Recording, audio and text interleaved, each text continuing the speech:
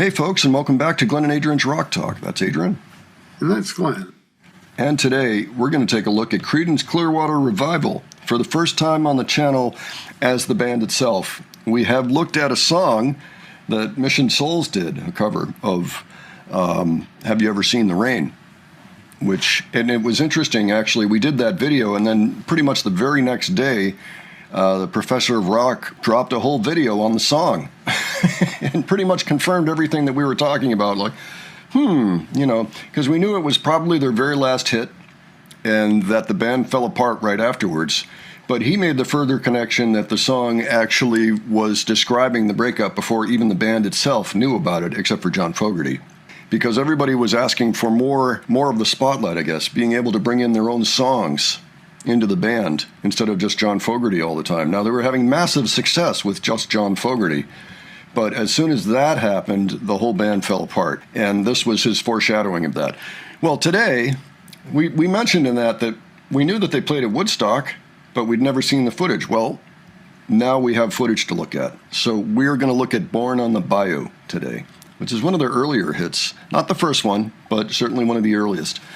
I happen to have the record. I don't have all the Creedence Clearwater Revival records. I've got a couple. But I do have this one because I've always liked the song, Born on the Bayou. I like the riff. It's actually a great thing to play during sound check. People hear it and they immediately catch on to it, like within the band.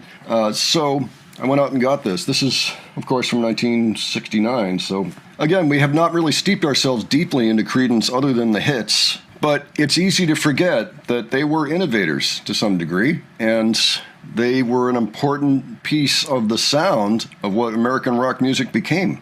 A lot of bands heard them and said, oh, yeah, okay, here's a blueprint we can start with. Adrian, do you have any thoughts on this? Glad to hear that there is some footage of this, of Creedence at Woodstock. Apparently, he wasn't happy. John Fogerty wasn't happy with the way that it had sounded or that the video looked. So we can be the judge of that now. Let's check it out. We'll discuss afterwards. Okay.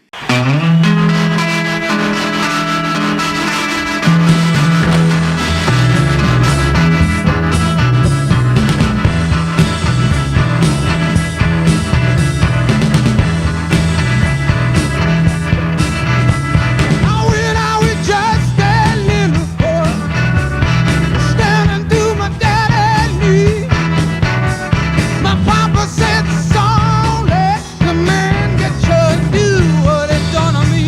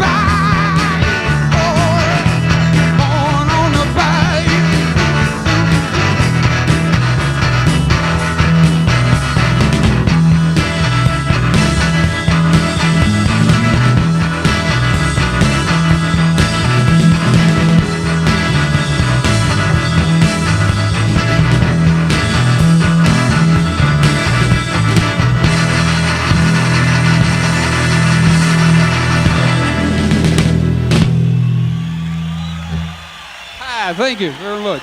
Hey, can you get that thing on? Is it on now? Get it going.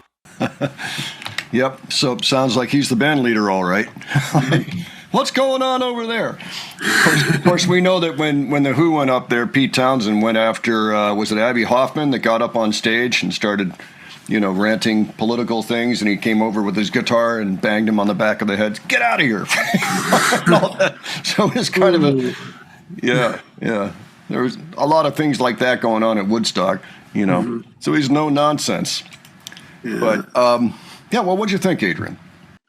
I was impressed with it. I mean, it was, I hadn't heard that particular song very much. So, it was good to hear them play it, and I was hoping they would get a jam out of that riff that was going for a while, because you can get a good jam out of something like that. I think they did on a regular basis, a little bit longer anyway. And that's true. I mean, they would stretch out, especially on some of their early records.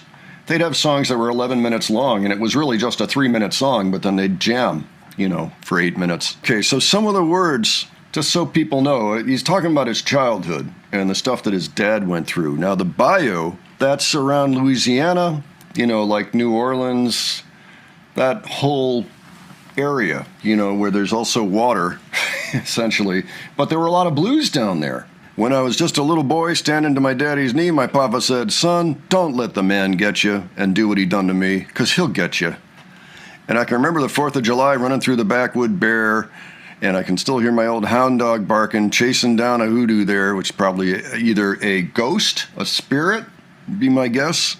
And then this is later on, I guess. Wish I was back on the bayou, rolling with some Cajun Queen. Wish I were a fast freight train, chuggling on down to New Orleans. Chuggling is a word that shows up a lot in the Creedence catalog. I'm not sure. I think it's basically just, moving along. If anybody knows exactly what chuggling means, let us know. And yeah, same kind of thing there. So, I mean, that's the song. That's the whole song.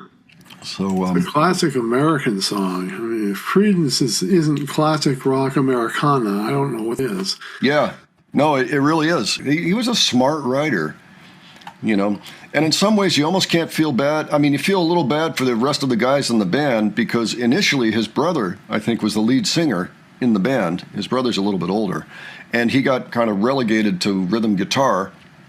And John's doing all the interesting stuff, while the other guys are holding down the beat and really making it happen, But it's almost like they're sidemen in a way. But that's how they got so famous. That's, it was John's songs. John Fogerty's the only one that continued to have a career after that, as far as I understand it. So it's just a terrible thing. So let me show you one other thing while we're here. I wanted to take a moment right here and thank you all. As you know, I just got my songs back.